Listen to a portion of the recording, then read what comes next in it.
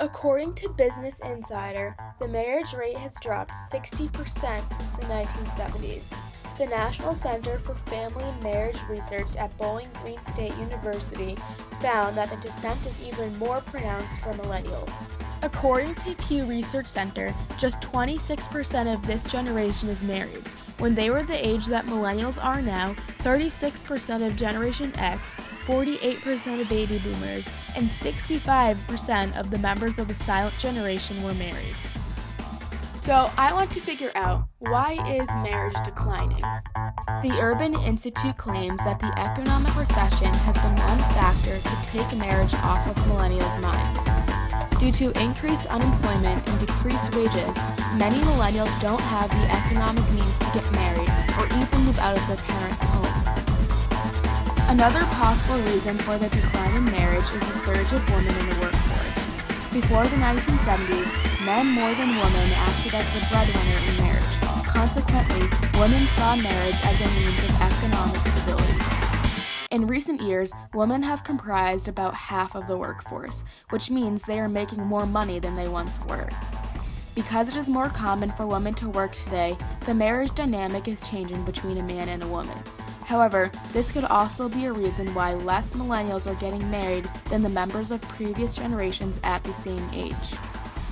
The public view, especially the opinions of the millennials, has become overall less conservative. Business Insider states that millennials are more likely to favor new family arrangements and homosexual couples. They are also more ready to admit that children don't need a mother and a father to grow up happily, and that marriage is becoming obsolete. So, I decided to find out what millennials are really thinking about marriage in order for me to decide if it's truly worth it. And once you find the right person and everything in your being says, this is the person that's for me, then you go for it. Things change in life. And so, I still believe that marriage is that way. I think it's the right person. I just don't think that marriage is forever. If you look generations earlier, when my grandmother got married, people were not really getting married for fairy tales back then. I mean, it was still who's available, who's my age, who has a decent job. It was part of the social structure too. I think it was maybe, are we returning to a more pragmatic view of marriage?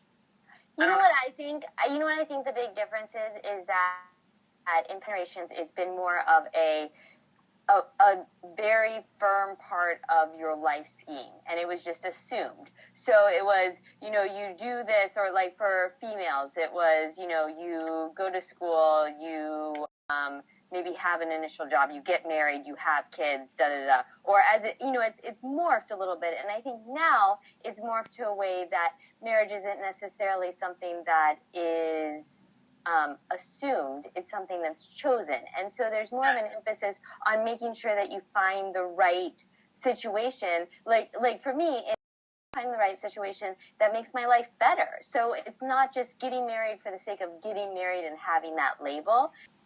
I think that I agree there's a stigma on both sides, and I think definitely for those that are choosing to have children outside of marriage, or a situation happens and they have children outside of marriage, whatever this, their life is more acceptable than it has been in the past.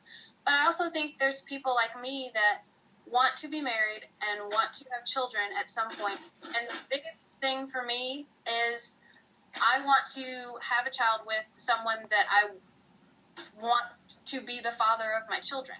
And marriage is not a requirement for that, but that would be, if that's the person that I want to spend at least 18 years with raising a child, and I trust them for that, and I love them, I would also want to be able to consider that person my husband. It's not that that any other way is wrong, but I don't think that there's that all millennials have decided that they can do one or the other separately. I think there are still many that would like it as a package deal. It's just not an assumption that it has to be, or that the woman would quit her job to stay at home. If that's the choice that couple makes, then excellent. And if it's not, there's many more options, but I don't think because we've had so many diverse options, we've completely lost any desire for what was traditional.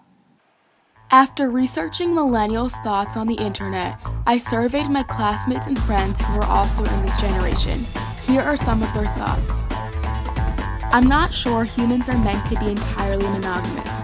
I believe that the person you marry at a young age will inevitably be a different person years from now, and it's up to you whether you are willing to adapt to these changes and change with them or go in a different path.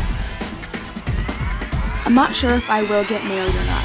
I'm not against the idea of myself getting married, but I'd also be okay with living with someone long-term without the actual formal marriage process. Marriage is a selfless commitment to the one you love, man or woman. I'm all for gay marriage. It's the 21st century, people. I would ideally like to get married someday. I understand that finding someone you love and nurturing that relationship so that it evolves in a positive direction takes time and patience. I think it's important to be able to support yourself before getting married, since financial problems can cause relationship problems. If I had to guess, I would say that I will be in my late 20s or early 30s when and if I get married. Marriage is the ultimate goal of a relationship. It's a commitment between two people saying that you will love and support each other for the rest of your lives. I think it is possible to spend the rest of your life with one person, but for some people it takes a few times to find the right person. I think marriage has become a little looser now, with very high rates of divorce.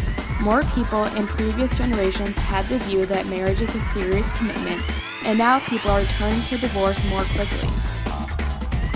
I think our generation will get married and divorced more than previous generations. I think our generation views it much less long-lasting than previous generations and tend to give up rather than working through things. Realistically, I won't be married until 94. After listening to a significant amount of interviews, it is clear that the millennial generation does want to get married, but they are not as dependent on it compared to other generations. I still uphold my wishes to be married, but I do know that my version of marriage is going to be very different from that of my grandparents and parents. If two people are truly in love and committed to each other, then making a legal agreement is an amazing way to express their feelings. However, it should not be done in an effort to conform to society.